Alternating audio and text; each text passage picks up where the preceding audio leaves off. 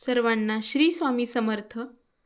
तर आज आपण श्री स्वामी चरित्र सारामृताचा 10वा अध्याय घेणार आहोत. चला तर सुरुवात करूया. 10मो अध्याय. श्री गणेशाय नमः. गाठी होते पूर्व पुण्य म्हणून पावले नर जन्म, यांचे सार्थक उत्तम करणे उचित आपणा. ऐसा करुणी मनी करुणी विचार आरंभिले स्वामी चरित्र, ते शेवटासी नेणार स्वामी समर्थ अस्तिपै. हावेरी नामक ग्रामी यजुर्वेदी ग्रहस्थाश्रमी, बाळप्पा नामे तिज कोणी राहत होते आनंदे. संपत्ती आणि संतती अनुकूल सर्व तया प्रती, सावकारी सराफी करीती जनी वागती प्रतिष्ठित. 30 वर्षाचे वय झाले संसाराते उपगले, सद्गुरूचे सेवेचे दिवस आले. मती पालटली तयांची लटिका अवघा संसार, याची माझी नाही सार. परलोकी दारापुत्र कोणी नये कामाते, इहलोकी जे जे करावे परलोकी त्यांचे फळ भोगावे. दुष्कर्माने दुःख भोगावे, सत्कर्मे सौख्य पाविजे. बाळप्पांच्या मनात यापरी विचार येत, सदा उद्गीत चित्त व्यवहारी सौख्य वाटेना. जरी संसारी वर्तती तरी मनी नाही येत शांती. योग्य सद्गुरू आपणाप्रती कोठे आता भेटेल. हांची विचार रात्रंदिन चित्ताचे न होय समाधान. तयाप्रती सुस्वप्न 3 रात्री एक पडे, पंचपक्वाने सुवर्ण ताटी भरुणी आपणा पुढे येती. पाहून या ऐशा गोष्टी उल्हासले मानस, तत्काळ केला निर्धार सोडावे सर्व घरदार. मायापाश दृढतर विवेक शस्त्रे तोडावा, सोलापुरी कामा आम्हासी ऐसे सांगूनी सर्वत्रासी. निघाले सद्गुरु शोधासी, घरदार सोडिले मुरगोड ग्राम पख्यात. तेथे आले फिरत फिरत, तिथे चिदंबर दीक्षित महापुरुष जन्मले. ते ईश्वरी अवतार लोका दाविले चमत्कार, त्यांचा महिमा अपार वर्णू केवी अल्पमती. स्वामीचरित वर्णिता चिदंबर तयांचा महिमा, चिदंबर दीक्षितांची कथा आठवली ते वर्णिता सर्व दोष हरतील. महायात्रा संकल्पे करून जननिगती घराहून, परिमार्गी लावल्या पुण्य समान स्थान. स्नानदान करिता ती महायात्रा स्वामीचरित्र पंथ क्रमिता मी किंकर, मार्गी लागले अति पवित्र. चिदंबर पुण्यस्थान ते यांचे घेऊनी दर्शन, पुढे करावे मार्गक्रमण. श्रोती होऊनी सावधान, श्रवणी सादर असावे मुरगोडी मल्हार दीक्षित. वेदशास्त्री पारंगत, धर्मकर्मी सदारत, ईश्वर भक्त तैसाची. जयांची ख्याती सर्वत्र, विधानाचे माहेर.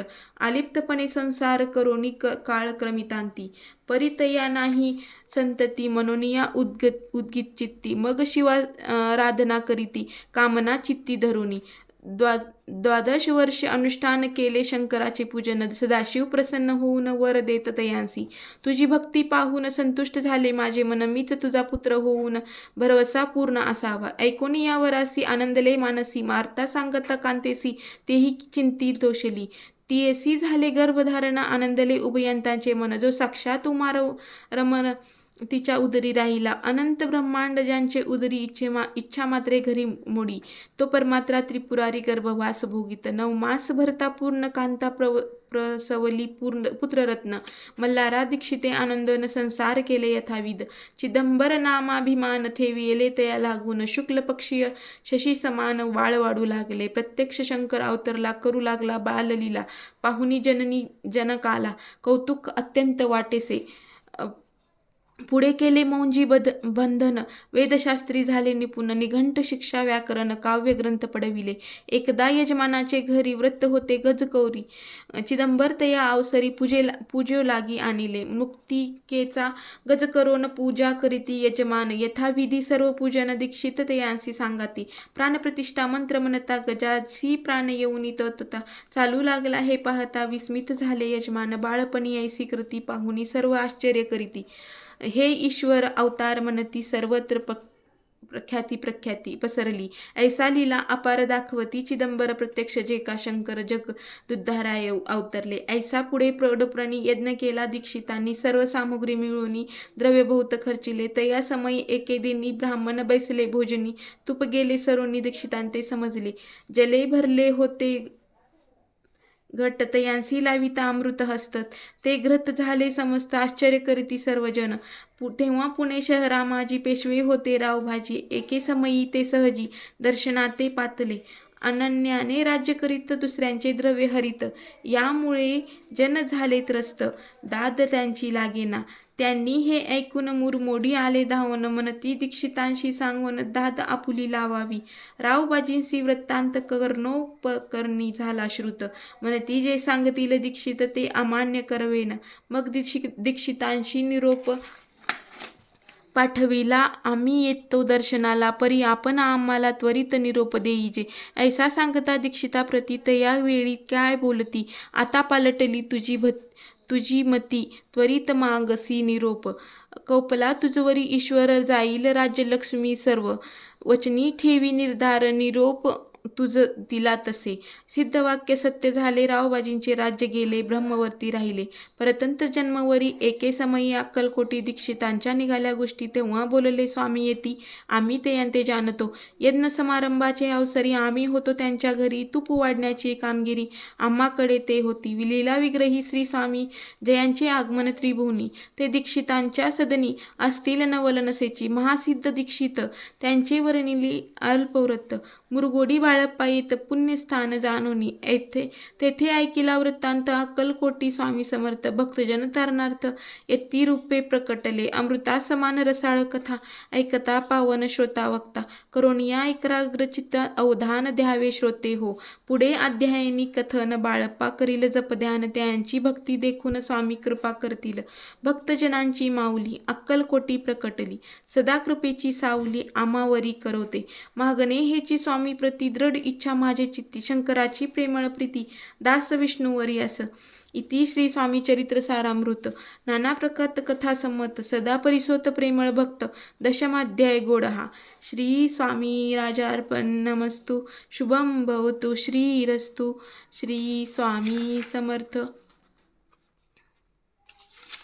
10व्या अध्यायाचा कथासार पुढील प्रमाणे आहे. आपल्या गाठीशी पूर्व पुण्याई होती म्हणूनच मनुष्य जन्म लाभला आणि हातून श्री स्वामींचे चरित्र लिखाण घडत आहे. याविषयीची कृतज्ञता व्यक्त करून ग्रंथकार पुढील कथाभ्यास प्रारंभ करीत आहे. हावेरी येथे बाळप्पा नावाचे सराफीचा व्यवहार करणारे सुखवस्तू यजुर्वेदी ब्राह्मण गृहस्थ राहत होते. वयाच्या तिशीनंतर एकाएकी त्यांचे मन संसारातून विरले. त्यांनी परमार्थाची ओढ लागली.